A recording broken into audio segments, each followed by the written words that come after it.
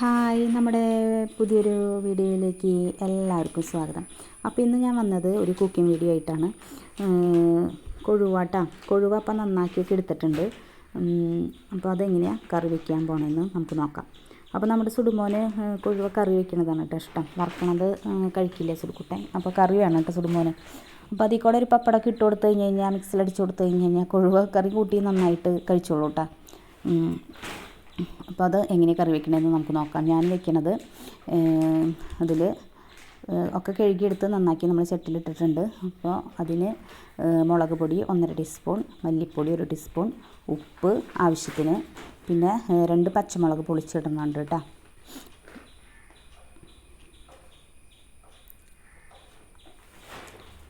രണ്ടോ മൂന്നോ പച്ചമുളക് പൊളിച്ചിടാം നമുക്ക് എരിവിനനുസരിച്ചിട്ടാണ്. ഇതിപ്പോൾ സാമ്പാർ മുളകാണ് ഞാൻ ഇടുന്നത്. എന്താണെന്ന് വെച്ച് കഴിഞ്ഞാൽ സുഡുവിനും കൂടി കഴിക്കേണ്ടതല്ല, അപ്പോൾ എരിവൊന്നും അധികം പറ്റില്ല. അപ്പോൾ അത് കഴിഞ്ഞ് ഒരു സവോള കട്ട് ചെയ്തിട്ട് നമുക്കതിലിടാം. ഇത്തിരി കൊഴുപ്പും കൂടി കിട്ടാൻ വേണ്ടിയിട്ടാണ് കേട്ടോ ഞാനത് ഇടുന്നത്. സവോള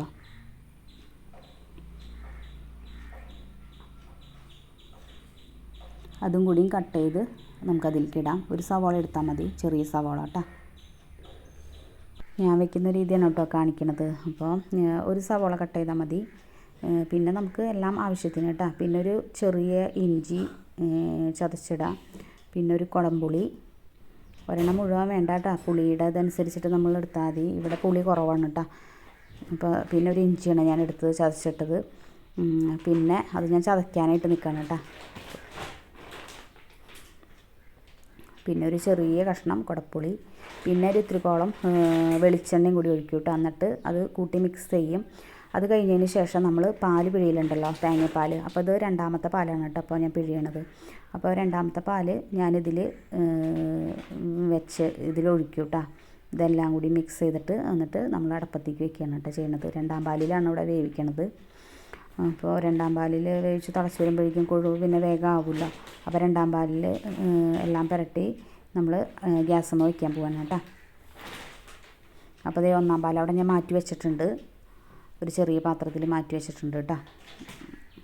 അപ്പോൾ നിങ്ങൾ ഇതേപോലെയാണ് വെക്കണമെന്നുണ്ടെന്നുണ്ടെങ്കിൽ കമൻറ്റ് ചെയ്യുക. അപ്പോൾ അതേ നമ്മളിപ്പോൾ വെച്ചിട്ടുണ്ട് ഗ്യാസിൽ. പിന്നെ ഇവിടെ എരിവ് കുറവ് മതി കേട്ടോ. പിന്നെ ഇത്തിരി കളർ കിട്ടാനായിട്ട് കാശ്മീരി പൊടിയും കൂടി ചേർക്കും. ഇവിടെ ആർക്കും അധികം എരിവ് വേണ്ട. എരിവ് കുറവാണ് കേട്ടോ ഇട്ടേക്കണത്. എന്താണെന്ന് വെച്ചാൽ സുടുമോന് കൊടുക്കണ കാരണം കൊണ്ട് കുറച്ച് എരിവ് കുറവാണ് ഇട്ടേക്കണത്. അപ്പോൾ അത് കാരണം കൊണ്ട് ഇപ്പോൾ കളറിൽ കിട്ടാൻ വേണ്ടിയിട്ട് കാശ്മീരി പൊടിയും കൂടി ആഡ് ചെയ്യും കേട്ടോ ഇതിൽ. അപ്പോൾ നമുക്ക് പൊടിയും കൂടി ആഡ് ചെയ്ത് കഴിഞ്ഞ് പിന്നെ മീൻ കറി ഇരിക്കുന്ന കാണാൻ നല്ല രസമാണ് അല്ലേ, കാണാൻ നല്ല ഭംഗിയാണ്. ഇതിപ്പോൾ ഇതിലിപ്പോൾ ഞാൻ പൊടി ഇട്ടിട്ടില്ല. ഇതിപ്പോൾ എരിവ് കുറവിലാണ് ഇട്ട് ഉണ്ടാക്കണത്. നമുക്ക് അങ്ങനെ നല്ല കളറിലും നല്ല ഇതൊക്കെ ആയിട്ട് ഇരിക്കുന്ന കാണുമ്പോൾ നമുക്ക് കഴിക്കാൻ തന്നെ തോന്നും.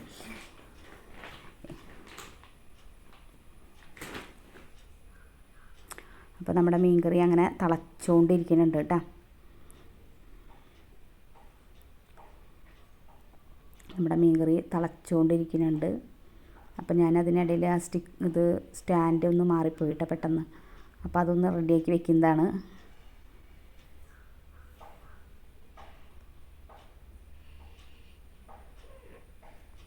അപ്പോൾ തിളച്ച് തുടങ്ങിയിട്ടുണ്ട് കേട്ടോ.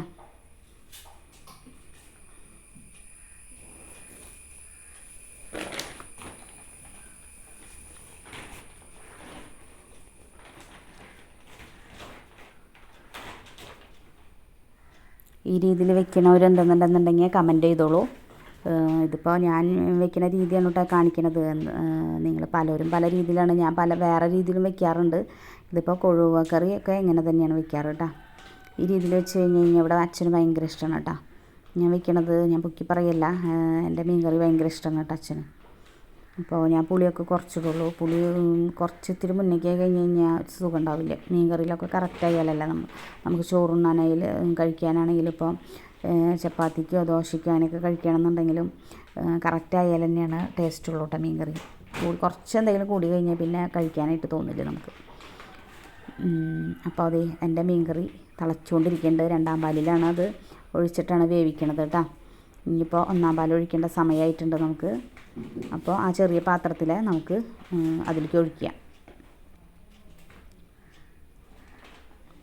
അത് വെള്ളം കുറച്ച് ചേർത്തിട്ടുള്ള പാലാണ് കേട്ടോ.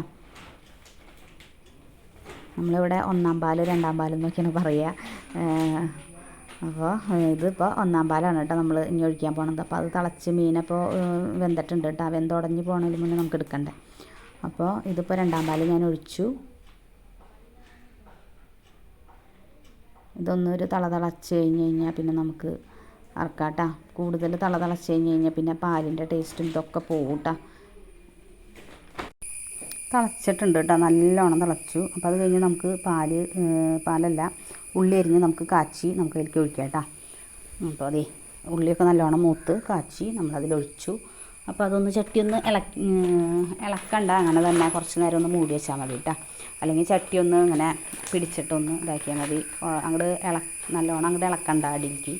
അപ്പോൾ നല്ലോണം പിടിക്കും കേട്ടോ അതിലേക്ക്. അപ്പോൾ നല്ല ടേസ്റ്റ് ആയിരിക്കും കഴിക്കാനായിട്ട്. അപ്പോൾ നമ്മുടെ മീൻകറി കൊഴുവക്കറി റെഡി ആയിട്ടുണ്ട്. അപ്പോൾ എല്ലാവരും നമ്മുടെ ചാനൽ കാണാൻ സബ്സ്ക്രൈബ് ചെയ്യുക, ലൈക്ക് ചെയ്യുക. Thank you.